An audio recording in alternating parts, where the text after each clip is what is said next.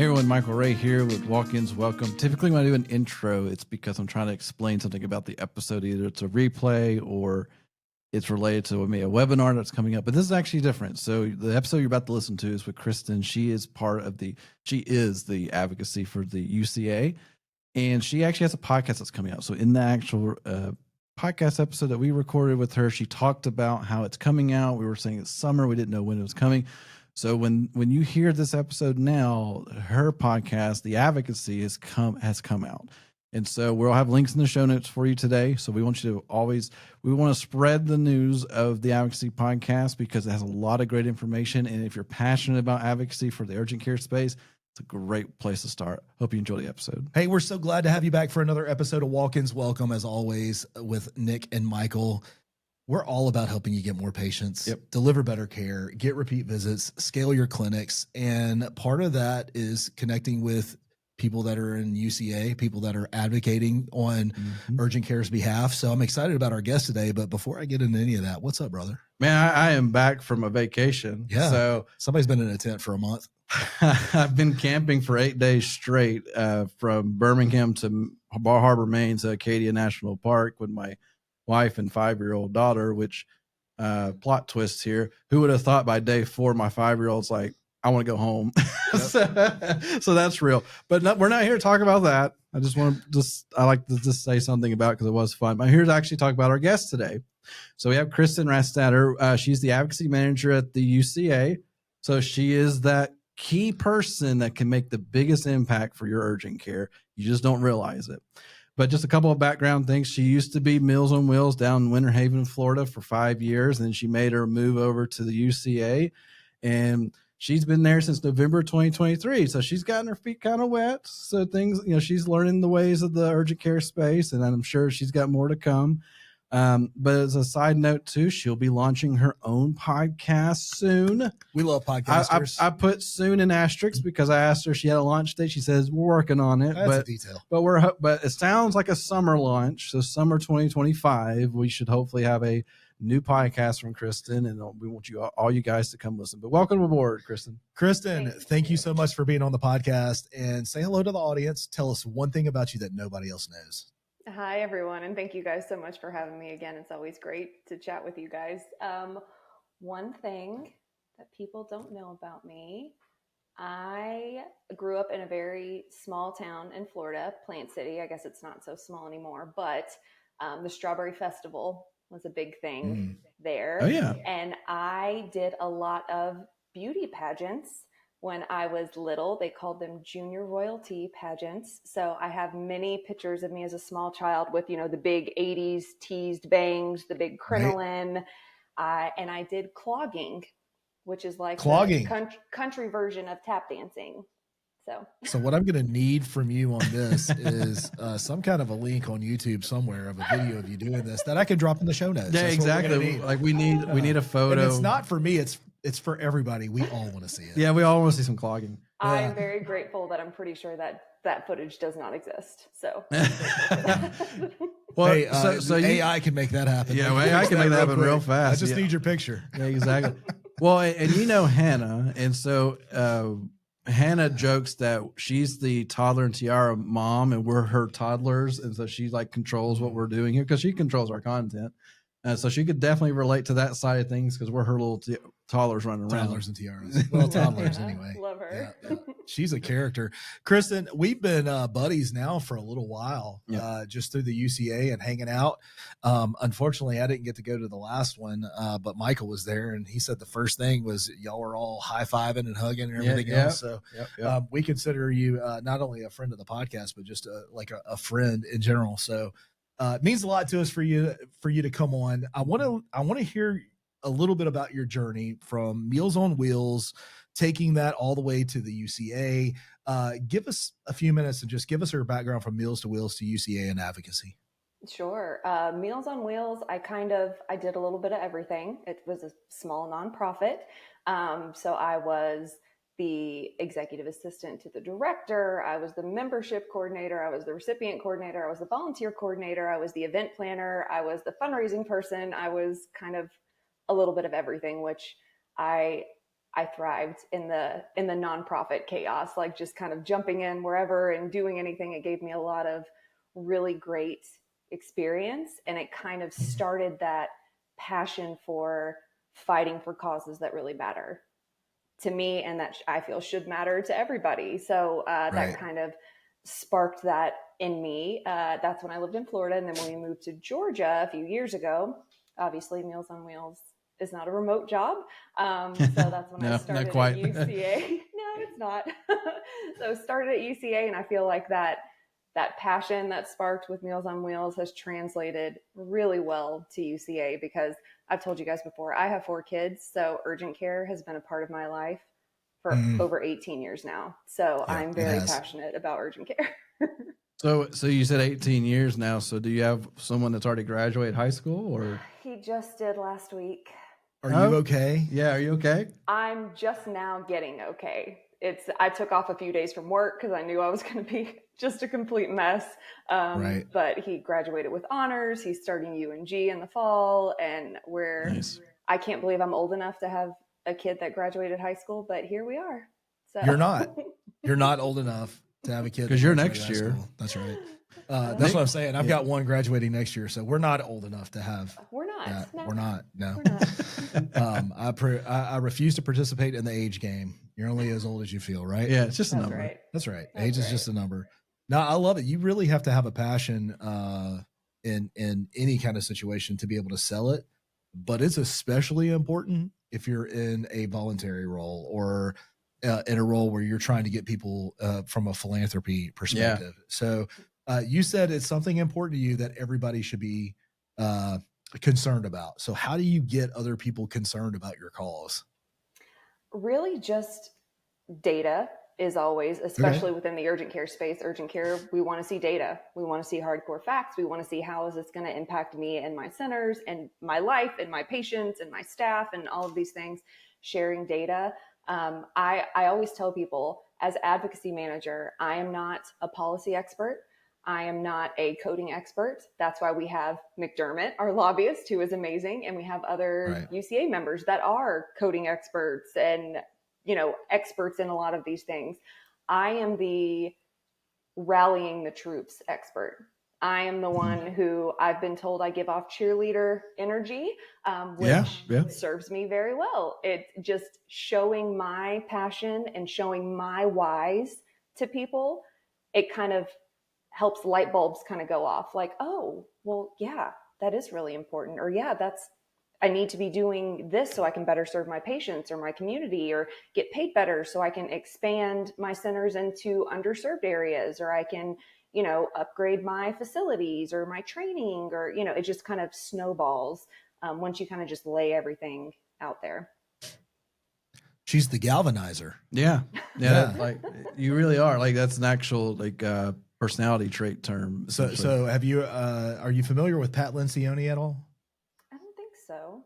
Anyway, he wrote a book called The 6 Working Geniuses, and everybody operates in their own genius. Mm-hmm. And your genius sounds like the genius of galvanizing, which is getting a group of people to take action. Yeah. And you said I pride myself on having that I like to think I have that superpower, but yeah. Because I'm about to say that particular superpower is an absolute drain to most people. We don't have it at all in my company. Yeah, we find it. We discovered so we went through the Working Geniuses and we're like, where's the galvanizer? Like, Hannah, you're our galvanizer. She's like, I'm not a galvanizer. No, I have no interest in trying to get people to do things. Yeah, exactly.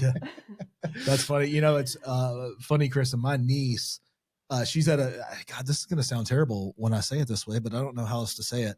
She's at a very low level in her advocacy career. She works for, I think it's called Small Town, where they go into these smaller cities and they try and build up the small businesses in the city. Okay. But it's funny because our conversations around everything now are, hey, we have an event coming up, or hey, we got the sponsorship available, or hey, do you want to come take a tour, and all these different things. And she's got that personality, Kristin, that I think you would appreciate. But you're absolutely right. Not everybody shares in the advocacy. I'm not. If you want some money, I'll throw some money at it. That's fine. But I'm not going to share the passion most of the time.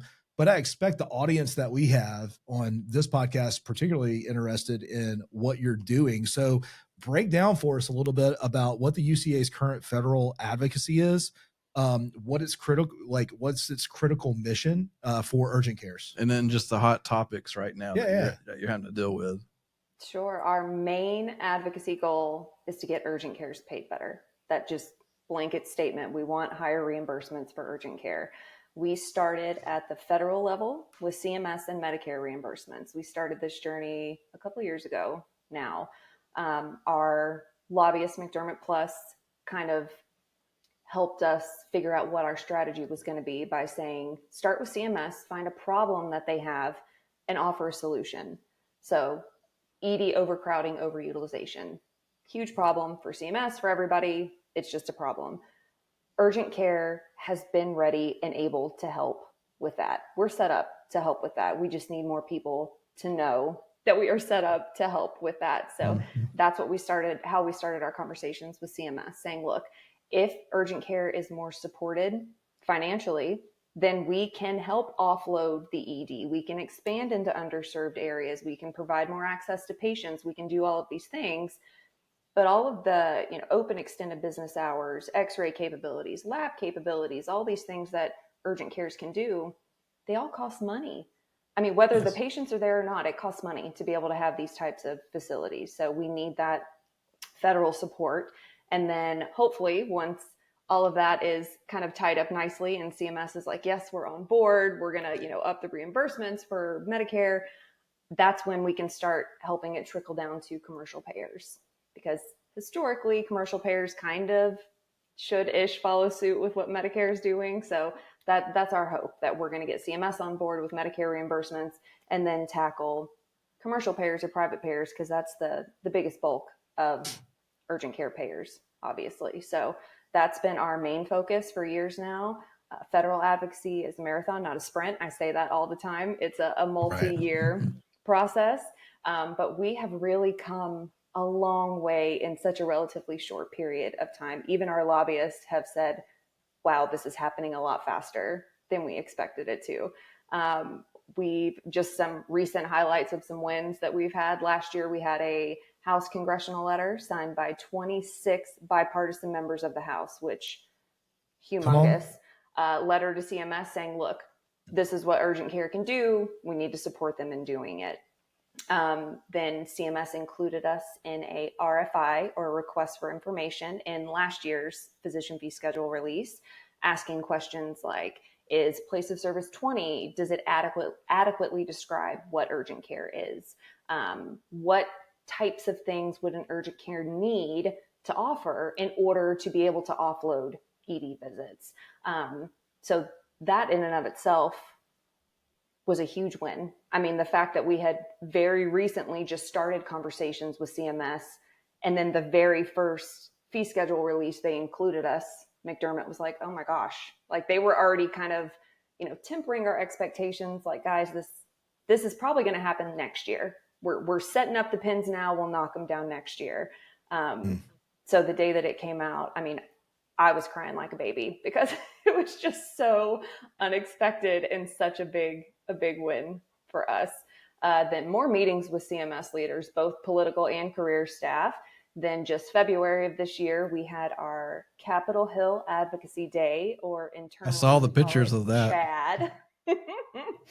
And it was such a fun and such an impactful event. I think we had right at 14 UCA members, and in less than a full day, we met with over 30 Senate offices. So it was like a really fast-paced, fantastic day, just talking to all these Senate offices about what we're trying to do and see if they want to get on board and support us, and our members being there to show that personal side of it. So it's not just our lobbyists saying, policy, regulation, money. It was people saying, I work in this urgent care that is in your district. This is what I'm doing for your constituents.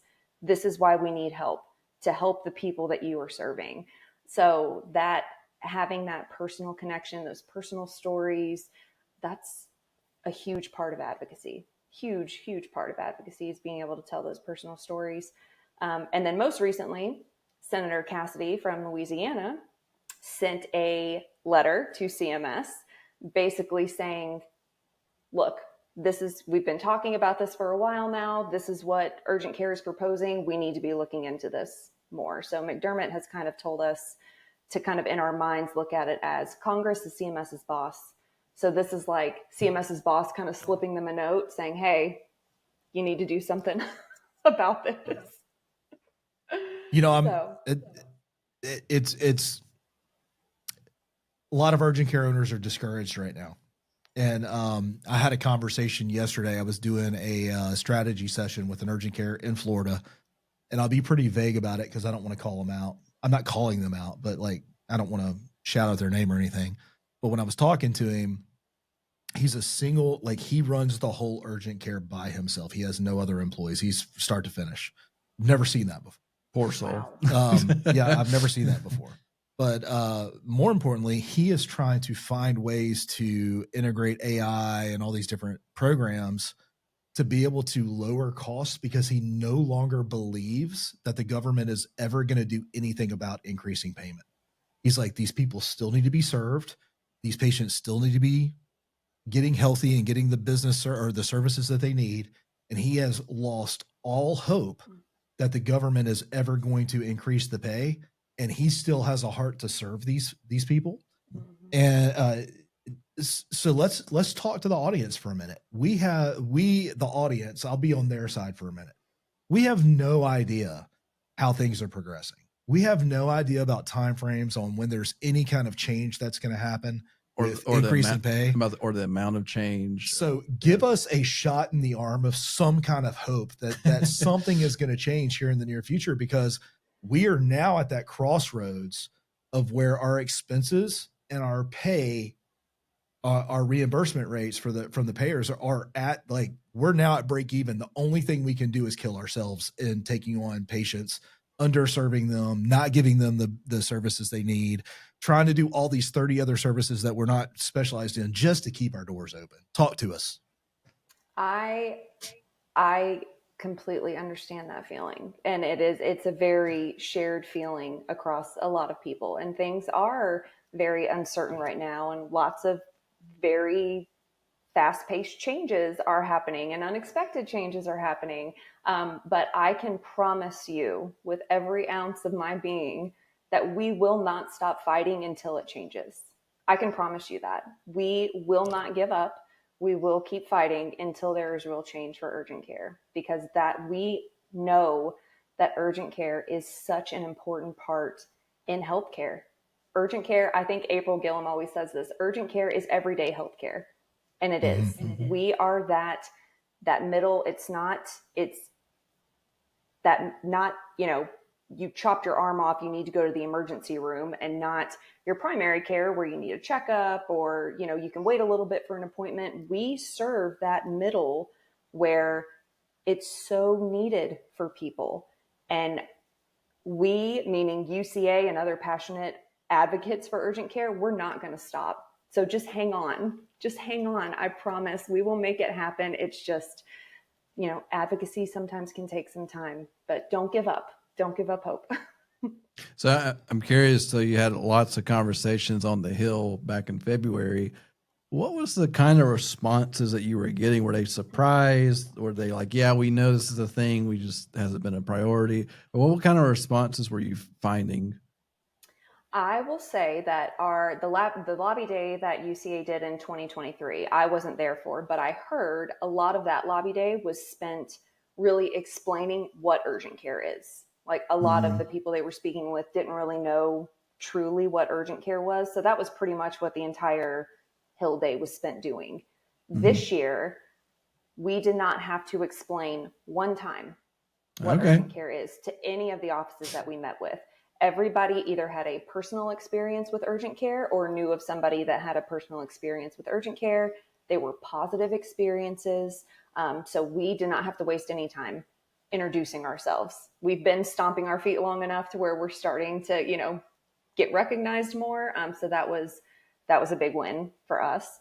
I will say we broke into, I think it was 4 different groups. The group that I was in, all the offices that we met were all very supportive. They said, yes, you're right. Urgent care does serve this really important spot in healthcare, and it does need to be more supported.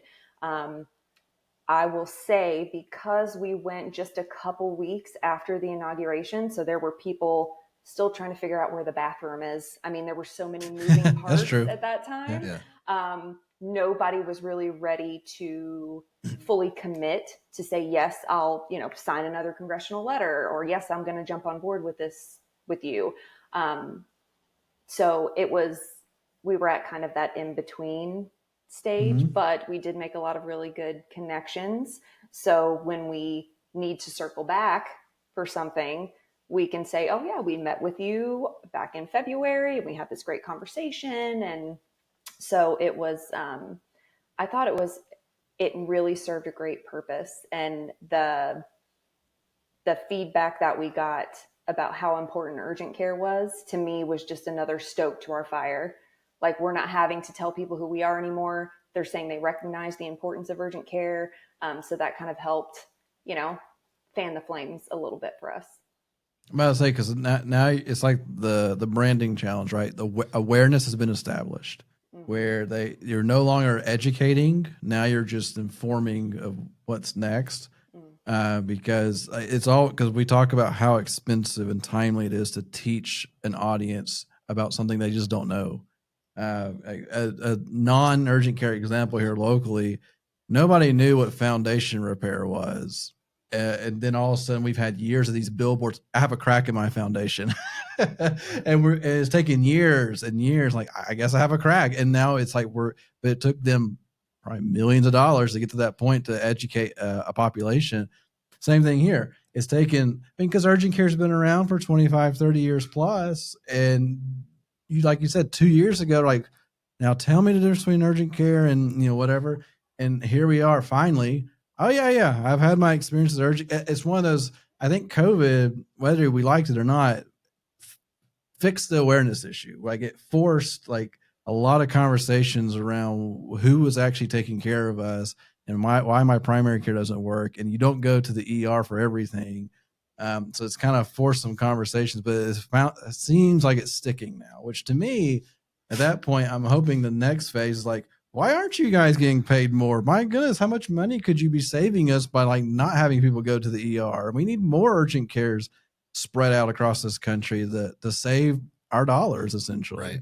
Mm-hmm. Well, and I think another side to that too is, and I don't know if you guys saw this at the convention, but I definitely noticed the conversations around advocacy and fighting for fair pay and that sort of thing.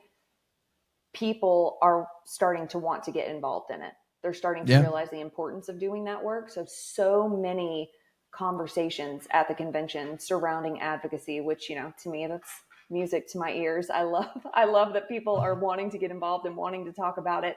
But to me, that was a big shift from last year's convention, where I felt like I was kind of explaining what advocacy is, what we're actually doing. People didn't really know kind of what direction we were taking. And now it's people are coming up to me saying, I love what you guys are doing. I want to get involved. How can I get involved? So that was a big shift for me too. And that's a big, like, deep breath for you, right? You can breathe for a second and say, okay, I've been trying this for years. Am I getting traction? And then there's that, finally, it's that foundation starting to be laid. And now we can start moving upward and not just hoping it sticks. So it's great to hear, but it's one, like you said, it's a marathon. It takes a long time to get there. Cause I think it's the awareness piece of, it's just like, well, whatever, we'll learn more about. Now it's like, okay, yeah, this is a problem. Why haven't we fixed this yet?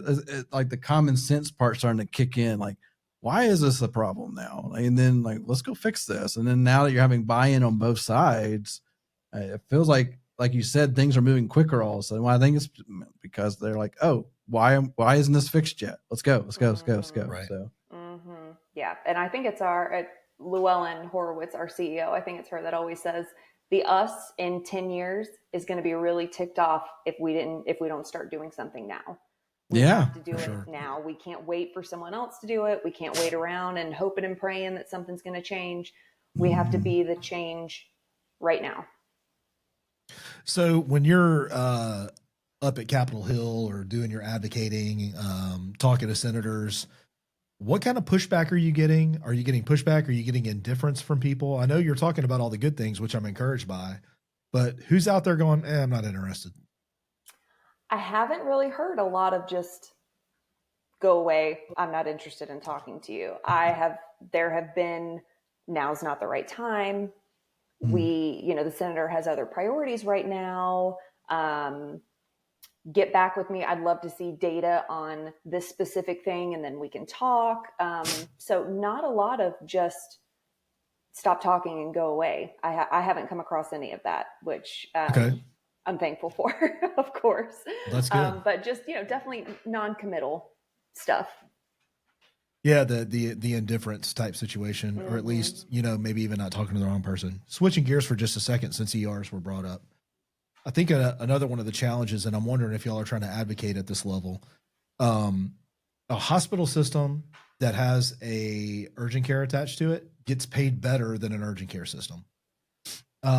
They give usually worse care. Well, that's because they don't know what they're doing. But that's another story. Yeah. She's got to play politics on this. I can say that, and you can say that, but she cannot engage in that kind of thing. No, she cannot. And we're going to say that. That's an awesome dog, though. I love the dog. Grump broke into the office. Did you say Grump? Gronk, like Rob Gronkowski, the football player. Oh, that's good. Is that a standard poodle? It is a Moyen poodle. So like middle-sized poodle. Moyen. Yeah. Okay. From the great island of Moya. An island poodle. Anyway, so how is advocacy stepping in? I don't know how to say this right, apparently. How are you stepping in and advocating to get at least equal pay as a hospital system? Because that seems very unfair and very unbalanced. And I think it has something to do with value-based care, but I'm not sure how they can prove that. Yeah, and we definitely recognize that that's a problem. And kind of our angle on this, for lack of better words, is we are proposing to CMS a new place of service code for enhanced urgent care centers. So not replacing place of service 20, but an additional enhanced. So we took their definition of place of service 20 and we added in some language about open extended business hours, x-ray capabilities, lab capabilities, that sort of thing, to kind of differentiate a true urgent care or these urgent cares that are equipped to offload things from the ED. So our hope is that that's where we're going to start, by defining what an actual enhanced urgent care center is. And then once we can get that definition, then that's when kind of that more level work comes in, as far as then we're also proposing an add-on code, a G code for these enhanced centers to be able to bill to get that enhanced reimbursement. So that's when we kind of get down to that nitty-gritty work. Well, how does CMS define what these enhanced urgent care centers are, and who can use this add-on G code and that sort of thing. So we kind of have to start here before we can get down to stuff like that and say, well, that's not what that's intended for. Right. Yeah. I mean, that's a pretty fascinating way to not say shortcut the system, but like kind of move it in the right direction and not try to overhaul something. We're like, hey, if you just add an x-ray machine and some lab stuff, all of a sudden your reimbursements go up. I mean, that's such a, let's say slick, but pretty cool way of like approaching that, which I would love. I did have one question you made a comment earlier where people that say, can you provide me some certain data on some things? What data are most of these senator groups and whatnot are looking for to be convinced of this? And of that data, what should the individual urgent care be documenting or maybe improving on their data collection to help you have a better opportunity? Like, these are real numbers. Make a better case. Make a better case, right? Like, so what kind of data are you looking for? What kind of data should the urgent care improve on, which may just be through the software itself, that helps you convince a little better? One study that has been very helpful in our efforts is MedPAC did a study back in 2019. And it's, this very long, lengthy, scientific, white paper thing saying that 1/3 of ED visits could be better treated or more appropriately treated in an urgent care setting. So some of these things like small lacerations, or if a dislocated shoulder, or, some of these, higher acuity things could be treated in an urgent care at less cost to the patient and to the payer. And the patient's not going to have to wait, 8 hours in an emergency room. They're going to get seen much more quickly in an urgent care setting. So data like, what types of visits are you seeing? What level of acuity visits are you seeing? Where our lobbyist is even breaking it down to as far as access. So this urgent, most people are within a 10-mile radius of an urgent care center. What size population are you serving in your community? That sort of thing. So they're wanting to see, Congress is wanting to see numbers for impact. They're wanting to see what types of visits are you seeing? How many people are you serving? Where's the nearest ED to you? We even have one of our UCA members organizations. They have actually partnered with their this hospital system to where they kind of have an initiative built in to where if somebody does go to the ED and it's for something that could have been treated at an urgent care center, there's actually marketing that follows up with that patient. So whether that be a postcard that gets sent to them in the mail that says, we're so grateful that you came in to see us, but just FYI, next time this could have been treated at this urgent care. Here's the address. Yeah, but don't come back. But don't come back. So, but just having that, Does the front of the postcard say "do better"? Like, if it doesn't, I don't want it. I'm sure they're a little more nice than that. They haven't hired the right marketing team yet. We got you. That's so funny. PCMP. I do wonder if there's a study out there of like a direct impact of an urgent care where they went into a community that had an emergency department and they did not have an urgent care within 10 miles, and they installed an urgent care and determined the number of patients at the ED going up or down, and seeing if it actually fluctuated with the number of patients at the urgent care. Because to me, like, that's the direct correlation, right? Like, what changed? We inserted one urgent care center, and then all of a sudden our reimbursements went down because the value had gone down, like what they had to put out for the ED, and got moved to the urgent care. So like it's a savings to the reimbursement side. So I don't know if there's a study out there for that. I feel like there should be if there's not already. Because I'm sure there are still neighborhoods and areas in this country that are 10 miles from their closest urgent care, and then they have to go to an ED. And I'd love to see that case study. Mm-hmm. Yes, that I think it'd be cool if we could find a way to bridge the gap. Yeah. If a hospital system could like sponsor or collaborate with an urgent care, like there's some kind of an agreement where they share the data. Yeah. And then based on that shared data, because of mutual agreements, I've checked all these boxes to meet this criteria. There's approvals in place to do this. Now that shared data, they can see that this customer or patient didn't go to the ER, ED because of this. And now the reimbursement rates are justified, saved money here, made money here, clients taken. And I'm still like, get in, get healthy, do better. I'm still going with the postcard. Get better, do better. Yeah. So to our audience, if you know a hospital system that has an ER that's too busy and there's not an urgent care nearby, let's have a conversation. Right. Because at the end of the day, I could honestly see, like, because the ER doesn't want to expand. Like, they don't want to add another ER. Like, that's not their goal. I can guarantee that. Like, they don't want that. And so having them say, okay, like, yeah, we need to offload this, and we do the reimbursement side of things, like pushing out to the urgent care side and just seeing the numbers. Because to me, that's like the perfect case study where a senator or anybody could not deny it.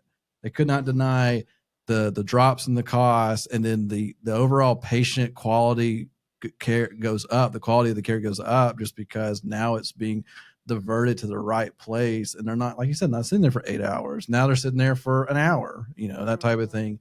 It's just a huge impact. And I think it's really important to point out that it's not us against them. Like, we're not in competition with the ER. We're not in competition with primary care. We all have our spot in the healthcare space. And it's the ER wants to not be overcrowded and overutilized so they can focus on what they do best, which is these life-threatening emergency things. They need to have the space and the capability to handle those sort of things and not be handling, sinus infections that are coming into the ED. So it's not about competition. It's about collaboration and, working together. Yeah. It's been my experience. They absolutely don't want you there. Yeah. Like they don't want you there. If they don't see blood on the floor, they don't want you there. Oh man. Fun story. I took Preston, my middle child, to the ER one time because it was in the middle of the night and he was just having a tough time. And most urgent cares, been my experience, are not open at night. Yep. But he is getting frustrated because it's taking so long. But there's this woman who went right back, but she was coughing up blood on the floor and everything. I was like, kiddo, relax. She's the reason these things exist, not for your little headache, right? So, but yes, I'm confident that the ER does not want you there. They sure make you feel that way. Yeah, that's for sure. I love it. Awesome. Well, let's talk about your podcast. I want to segue into that, and then we'll roll on out. Okay. So you have a podcast that's going to be focused on advocacy. Have you named it yet? It's very unique name, the Advocacy Podcast. You couldn't come up with a better one. That's almost as creative as Nick the Marketer. Or do better. Yeah, do better. Yeah, that's right.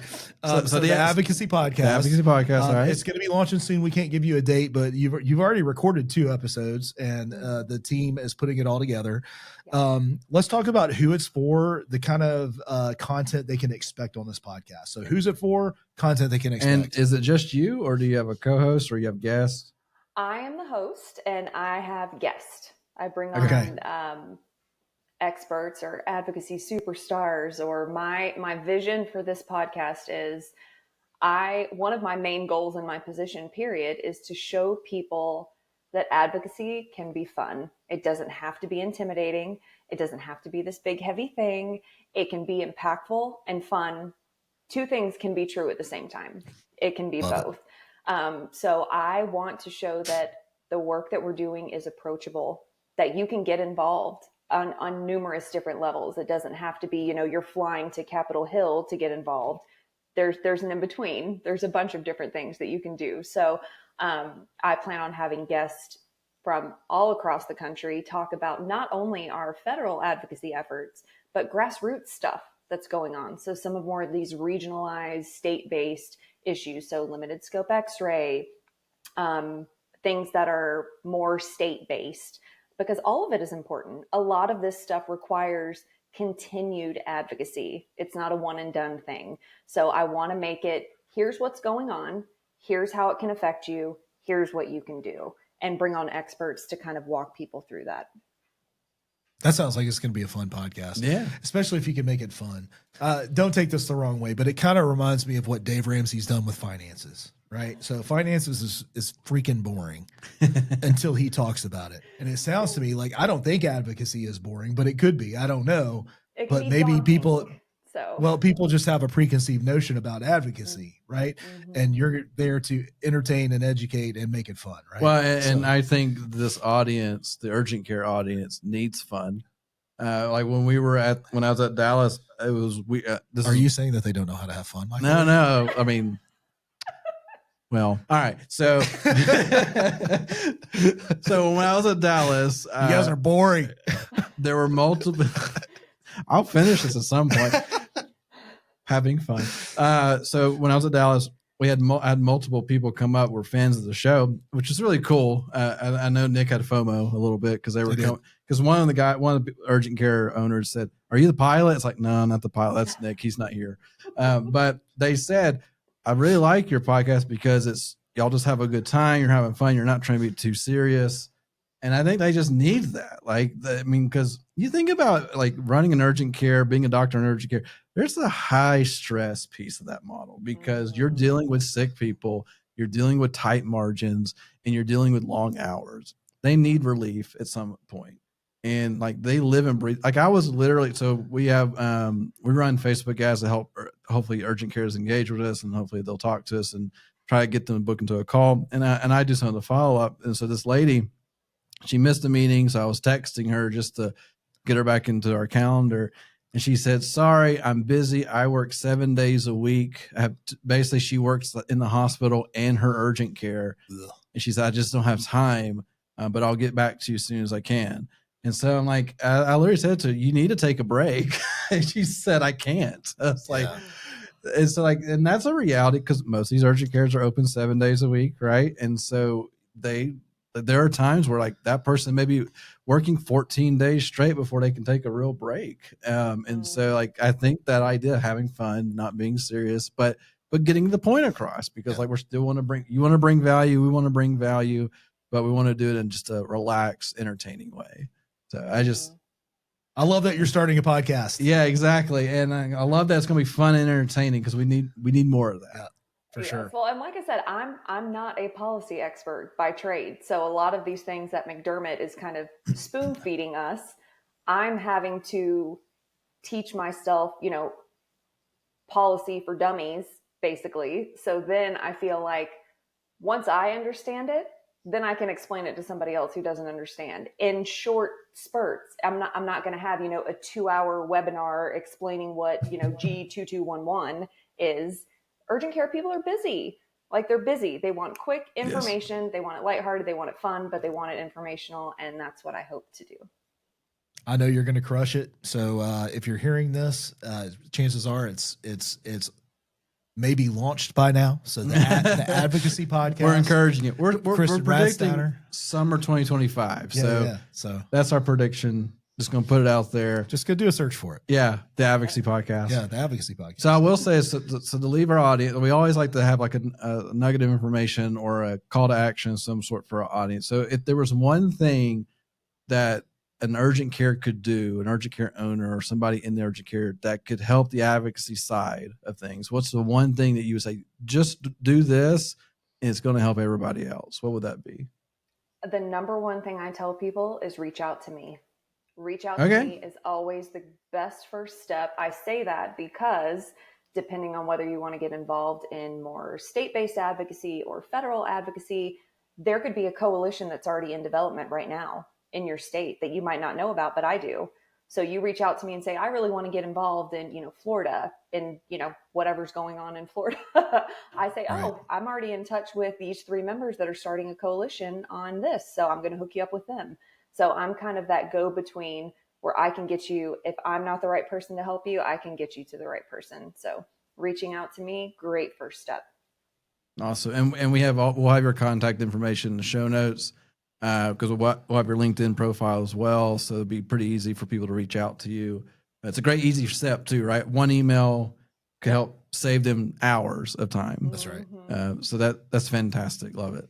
I love it. Kristin, we loved having you on the podcast today. Why don't you take us out? Give us a last parting shot, call to action, reach out to you, go listen to the podcast. What else do you want us to know before we take us out? Reach out to me. As I always say, advocacy works. We are stronger united, but together we are unstoppable. Together unstoppable. I like it. We'll leave it on that. Y'all have a great week. Kristin, thanks for being on with us, and we will see you next time. Thanks, guys.